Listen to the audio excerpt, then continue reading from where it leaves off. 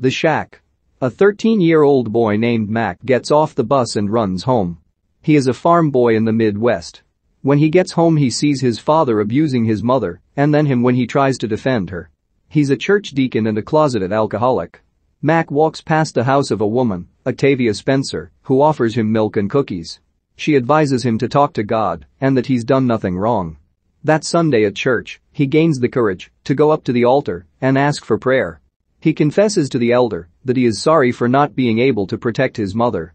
Later that night at home, the father beats him during a rainstorm, making him recite Bible verses. Mac mixes strychnine with his booze, killing him. Cut to an adult Mac, Sam Worthington. He is married to Nan and has 3 children, Kate, Josh, and Missy. Flash forward, it is winter, and Mac is shoveling the snow. He receives a letter in his mailbox from Papa telling him he misses him and inviting him to the shack. He slips on the ice. Ad has a flashback to the family going on a camping trip. Mac tells his children, especially his youngest daughter Missy, a story about a princess sacrificing herself to help save the people of her land. The waterfall they are looking at are the tears of the princess's father. They are singing around the campfire with another group that evening. Missy runs and tells him that he has to say his prayers to Papa, his wife's name, for God. He goes to pray with her, even though it's not his thing. She asks many profound questions about God, and the next day is drawing the princess. The canoe his other 2 kids are swimming in tips over, and his son is trapped underneath. Mac dives into the lake to save his son as other campers help him pull him to safety. He survives after CPR is administered. However, Missy is missing. The police are called to the scene. They tell Mac that there is a man that the FBI has been after for years who abducts young girls, and he may be responsible.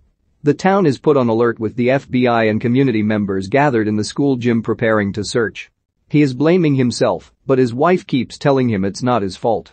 The feds tell him they found a truck in the woods and they have to go, with Mac going with them. They arrive at a shack and her clothes are there with blood.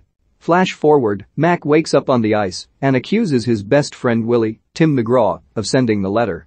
He goes to the post office, but there isn't any information. In his car he thinks about Missy's funeral. He meets with his friend and talks to him more about the note. He asks him if he's prayed about it. He thinks it's a bad idea because it could be the killer trying to get him out there. He says maybe it's God and insists on going with him. Meanwhile, his wife decides to take their other daughter to see her family. She has become withdrawn. His wife is afraid of losing him. He and Willie are all ready to go. The car is packed, with a gun included just in case.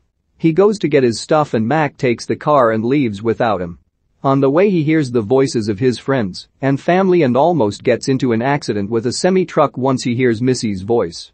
He enters the shack, gun in hand, ready to shoot in case the murderer is there. He starts talking to him, as if he was there, yelling about how he didn't even have her body to bury, and then starts running around the shack yelling and slamming things. Again he is ready to shoot when he hears a noise, but it is just a deer. He ventures outside and sees a man. The man is very friendly, even with Mac's gun pointed at him, and invites him inside to warm himself up by the fire and tells him he has someone there that would love to see him. As he walks the snow disappears and suddenly the path and woods are beautiful and it is no longer winter. He approaches the shack and enters what is a large beautiful home. The woman played by Octavia Spencer is there, looking exactly the same as she did when he was a child.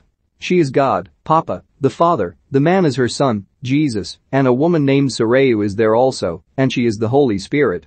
He leaves, thinking he is crazy, but Jesus approaches him telling him he dropped his invitation, the letter from Papa. He goes back inside and Papa tells him how much she loves him. He is surprised as she is a woman. She tells him that he couldn't handle a father right now, so she took on that appearance instead. He asks her why she forsake him and where she has been. Over dinner he tells them that his son is doing well and has a girlfriend, but his daughter not so much. They talk to him about how much they love him and want to get to know him, even though they already do.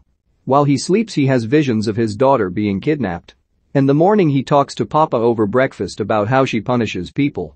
However, she tells him no, sin is punishment enough, and everything she does works together for good. He accuses her of lying due to all the pain and suffering in the world. However, she tells him the reality is that he doesn't see the whole picture. He doesn't believe she is good, but he has to learn to trust her. However, he says there is nothing that she could say that would justify Missy's death. He gets up and leaves into the woods, but Sumire approaches him with directions to his truck and the keys. She tells him they aren't justifying anything, but are there to help heal it. She tells him she needs help in the garden preparing for the next day. She tells him that the poisonous plant, when combined with the right plant, contains healing powers. After a long conversation with her, Jesus tells him he can take the boat out if he wants. His boat starts to sink as he has flashbacks to the day it all began. Jesus keeps telling him not to panic and to look at him as he walks on water. None of it can hurt him, as long as he keeps his eyes on him, he isn't going anywhere. Suddenly the boat is back in one piece, and everything is fine. He tells him they need to go, but Mac insists he will sink. Jesus assures him he won't just trust him. After they get back on land, he tells him to follow the path and will wait for him there. He enters and meets Wisdom. They talk about judgment as she tells him that he is the one who judges everyone based on their clothes, appearance, etc. She tells him he has to judge people and sits him down. He sees visions on the wall of his mother and he getting beat by his father, and then sees a vision of his father as a little boy getting beat.